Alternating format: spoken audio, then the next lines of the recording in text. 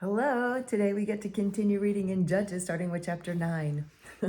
Now Abimelech, the son of Jerubbaal, went to Shechem to his mother's relatives and said to them, and to the whole clan of his mother's family, "Say in the ears of all the leaders of Shechem, which is better for you, that all 70 of the sons of Jerubbaal rule over you, or that one rule over you? Remember also that I am your bone and your flesh." And his mother's relatives spoke all these words on his behalf in the ears of all the leaders of Shechem, and their hearts inclined to follow Abimelech, for they said, "He is our brother." And they gave him 70 pieces of silver out of the house of Baal Berith, with which Abimelech hired worthless and reckless fellows who followed him. And he went to his father's house in Ophrah and killed his brothers, the sons of Jerubbaal, 70 men on one stone. But Jotham, the youngest son of Jerubbaal, was left, for he hid himself. And all the leaders of Shechem came together, and all Beth Milo, and they went and made Abimelech king by the oak of the pillar of Shechem. Remember Jerubbaal. This is Gideon. So, wow, he just killed all the sons except for one of Gideon.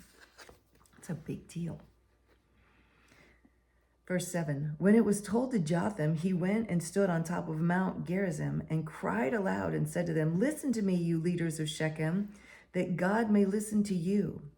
The trees once went out to anoint a king over them, and they said to the olive tree, 'Reign over us.' But the olive tree said to them, 'Shall I leave my abundance by which gods and men are honored, and go hold sway over the trees?' And the trees said to the fig, 'You come and reign over us.' But the fig tree said to them, 'Shall I leave my sweetness and my good fruit and go hold sway over the trees?' So the trees said to the vine, 'You come and reign over us.' But the vine said to them, 'Shall I leave my wine that cheers God and men and go hold sway over the trees?' Then all the trees said to the bramble, 'You come and reign over us.' And the bramble said to the trees, 'If in good faith you're anointing me king over you, then come and take refuge in my shade. But if not, let fire come out of the bramble and devour the cedars of Lebanon.' Now, therefore, if you acted in good faith and integrity when you made Abimelech king, and if you have dealt well with Jerubbaal and his house and have done to him as his deeds deserved, for my father fought for you and risked his life and delivered you from the hand of Midian.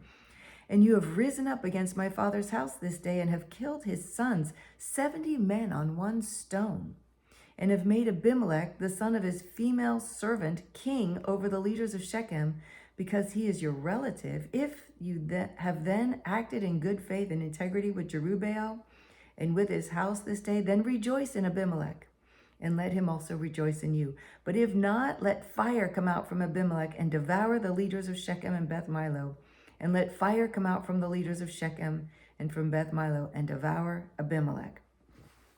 Then Jotham ran away and fled and went to Beer and lived there because of Abimelech, his brother.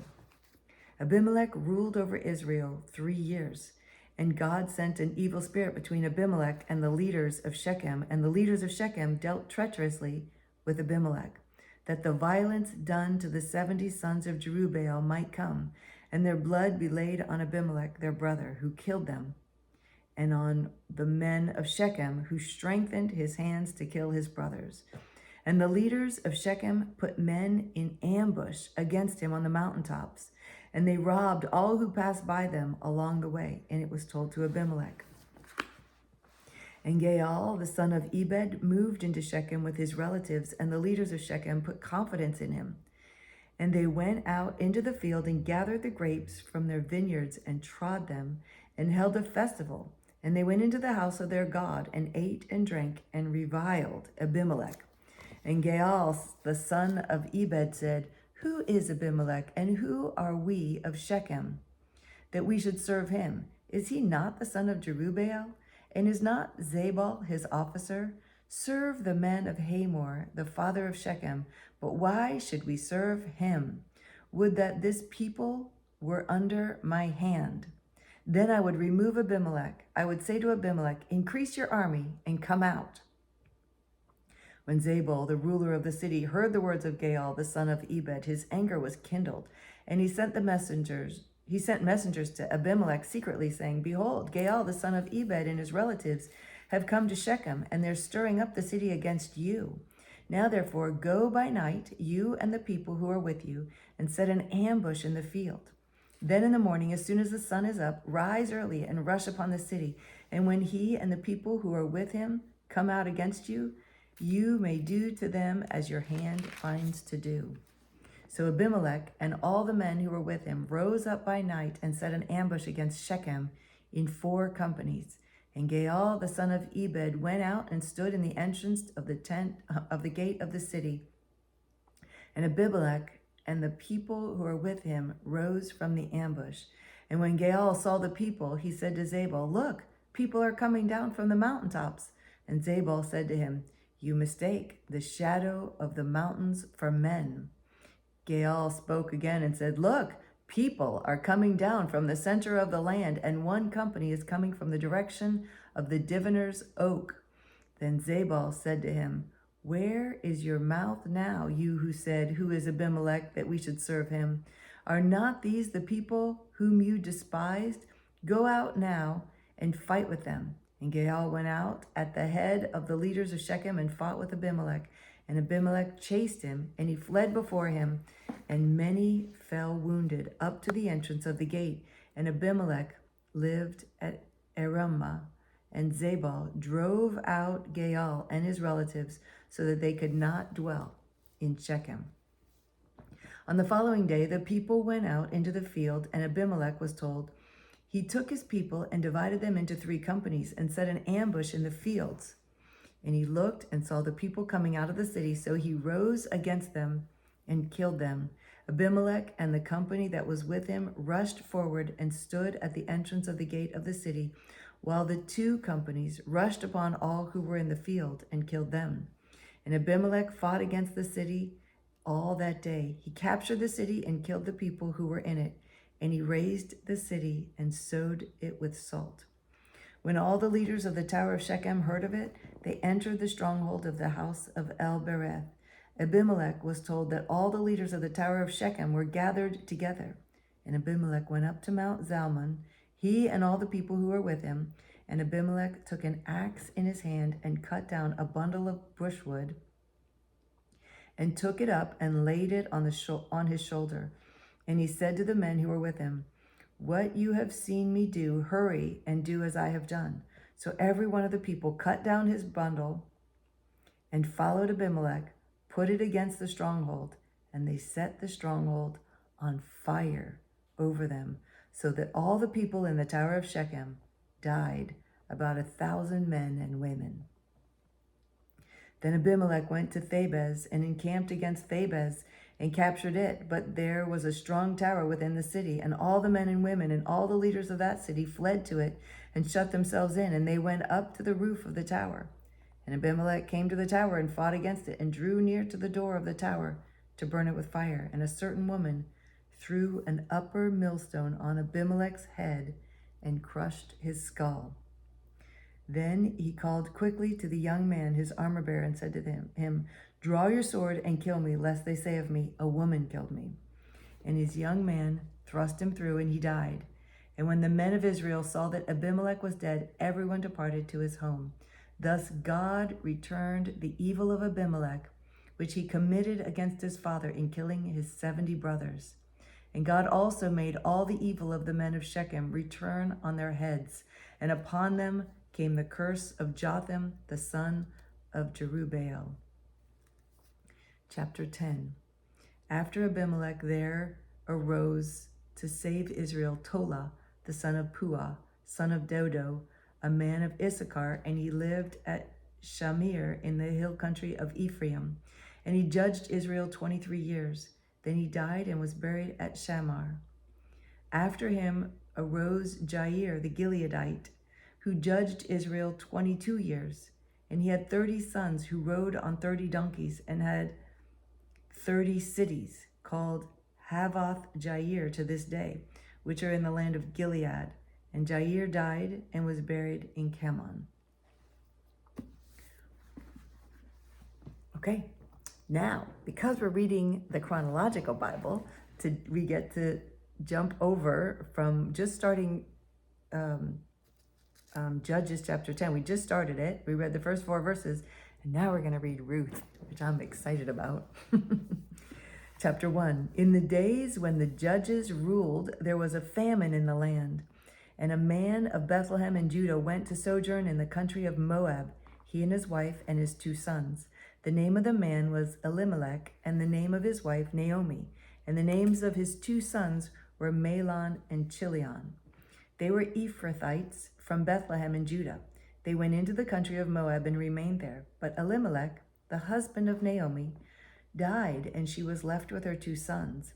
These took Moabite wives. The name of the one was Orpah, and the name of the other Ruth. They lived there about 10 years, and both Mahlon and Chilion died, so that the woman was left without her 2 sons and her husband. Then she arose with her daughters-in-law to return from the country of Moab, for she had heard in the fields of Moab that the Lord had visited his people and given them food. So she set out from the place where she was with her 2 daughters-in-law, and they went on the way to return to the land of Judah. But Naomi said to her 2 daughters-in-law, "Go, return each of you to her mother's house. May the Lord deal kindly with you as you have dealt with the dead and with me. The Lord grant that you may find rest, each of you, in the house of her husband." Then she kissed them, and they lifted up their voices and wept. And they said to her, "No, we will return with you to your people." But Naomi said, "Turn back, my daughters. Why will you go with me? Have I yet sons in my womb that they may become your husbands?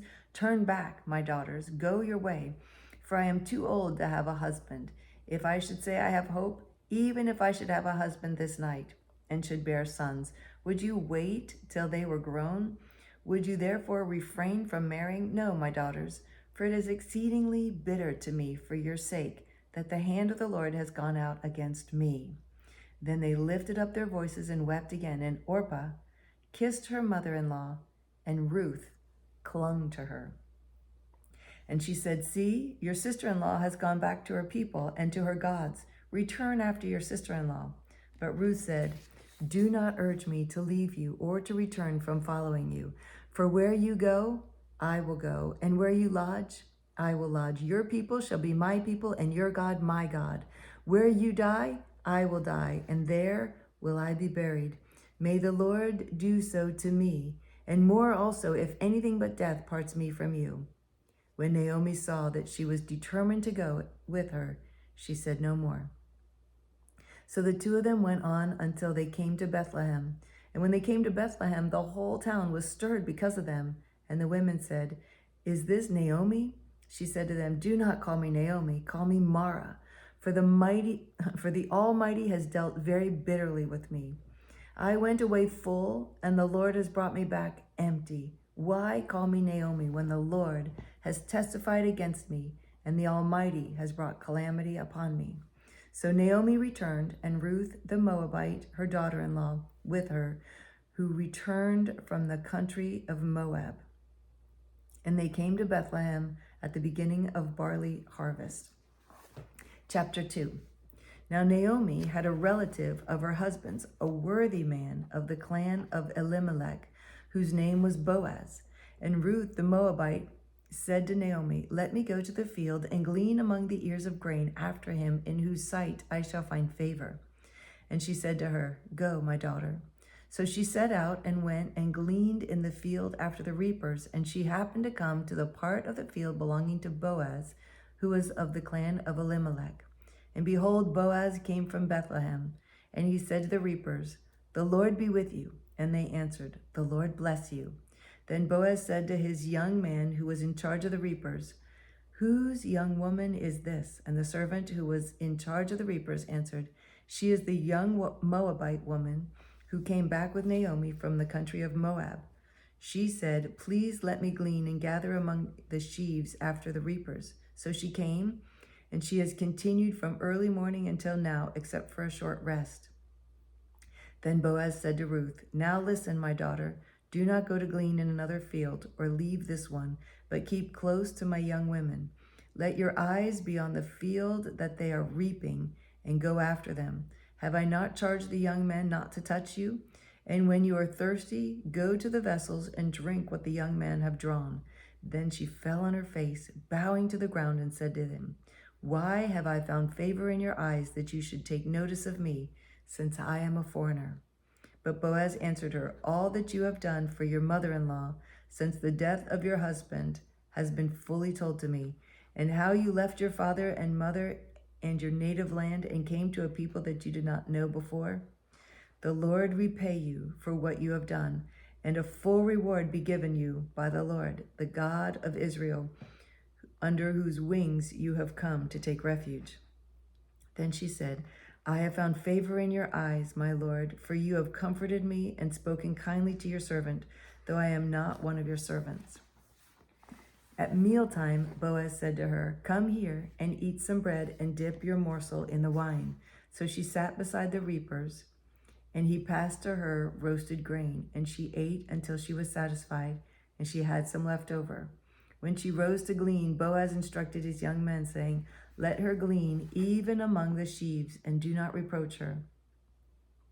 And also pull out some of the bundles for her, and leave it for her to glean, and do not rebuke her. So she gleaned in the field until evening. Then she beat out what she had gleaned, and it was about an ephah of barley. And she took it up and went into the city. Her mother-in-law saw what she had gleaned. She also brought out and gave her what food she had left over from being satisfied. And her mother-in-law said to her, Where did you glean today? And where have you worked? Blessed be the man who took notice of you. So she told her mother-in-law with whom she had worked and said, The man's name with whom I work today is Boaz. Naomi said to her daughter-in-law, May he be blessed by the Lord, whose kindness has not forsaken the living or the dead. Naomi also said to her, The man is a close relative of ours, one of our redeemers. And Ruth, the Moabite, said, Besides, he said to me, You shall keep close by my young men until they have finished all my harvest. And Naomi said to Ruth, her daughter-in-law, It is good, my daughter, that you go out with his young women, lest in another field you be assaulted. So she kept close to the young women of Boaz, gleaning until the end of the barley and wheat harvests, and she lived with her mother-in-law. Chapter 3. Then Naomi, her mother-in-law, said to her, My daughter, should I not seek rest for you, that it may be well with you?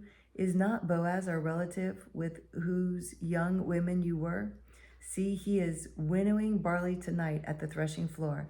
Wash, therefore, and anoint yourself, and put on your cloak and go down to the threshing floor. But do not make yourself known to the man until he has finished eating and drinking. But when he lies down, observe the place where he lies. Then go and uncover his feet and lie down, and he will tell you what to do. And she replied, All that you say, I will do. So she went down to the threshing floor and did just as her mother-in-law had commanded her. And when Boaz had eaten and drunk, and his heart was merry, he went to lie down at the end of the heap of grain. Then she came softly and uncovered his feet and lay down. At midnight the man was startled and turned over, and behold, a woman lay at his feet. He said, Who are you? And she answered, I am Ruth, your servant. Spread your wings over your servant, for you are a redeemer. And he said, May you be blessed by the Lord, my daughter. You have made this last kindness greater than the first, in that you have not gone after the young men, whether rich or poor. And now, my daughter, do not fear. I will do for you all that you ask, for all my fellow townsmen know that you are a worthy woman. And now it is true that I am a redeemer, yet there is a redeemer nearer than I. Remain tonight, and in the morning, if he will redeem you, good, let him do it. But if he is not willing to redeem you, then as the Lord lives, I will redeem you. Lie down until the morning. So she lay at his feet until the morning, but arose before one could recognize another. And he said, Let it not be known that the woman came to the threshing floor. And he said, Bring the garment you are wearing and hold it out. So she held it and measured out 6 measures of barley and put it on her. Then she went into the city, and when she came to her mother-in-law, she said, How did you fare, my daughter? Then she told her all that the man had done for her, saying, These 6 measures of barley he gave to me, for he said to me, You must not go back empty-handed to your mother-in-law. She replied, "Wait, my daughter, until you learn how the matter turns out, for the man will not rest but will settle the matter today." Chapter 4. Now Boaz had gone up to the gate and sat down there, and behold, the Redeemer of whom Boaz had spoken came by. So Boaz said, "Turn aside, friend, sit down here." And he turned aside and sat down. And he took 10 men of the elders of the city and said, "Sit down here." So they sat down. Then he said to the Redeemer, "Naomi, who has come back from the country of Moab, is selling the parcel of land that belonged to our relative Abimelech. So I thought I would tell you of it and say, buy it in the presence of those sitting here and in the presence of the elders of my people. If you will redeem it, redeem it. But if you will not, tell me, that I may know, for there is no one besides you to redeem it. And I come after you." And he said, "I will redeem it." Then Boaz said, "The day you buy the field from the hand of Naomi, you also acquire Ruth, the Moabite, the widow of the dead, in order to perpetuate the name of the dead in his inheritance." Then the Redeemer said, "I cannot redeem it for myself, lest I impair my own inheritance. Take my right of redemption yourself, for I cannot redeem it." Now this was the custom in former times in Israel concerning redeeming and exchanging to confirm a transaction. The one drew off his sandal and gave it to the other, and this was the manner of attesting in Israel. So when the Redeemer said to Boaz, "Buy it for yourself," he drew off his sandal. Then Boaz said to the others and all the people, "You are witnesses this day that I have bought from the hand of Naomi all that belonged to Elimelech, and all that belonged to Chilion and to Mahlon. Also Ruth the Moabite, the widow of Mahlon, I have bought to be my wife, to perpetuate the name of the dead in his inheritance, that the name of the dead may not be cut off from among his brothers and from the gate of his native place. You are witnesses this day." Then all the people who were at the gate and the elders said, "We are witnesses. May the Lord make the woman who is coming into your house like Rachel and Leah, who together built up the house of Israel. May you act worthily in Ephrathah and be renowned in Bethlehem. And may your house be like the house of Perez, whom Tamar bore to Judah, because of the offspring that the Lord will give you by this young woman."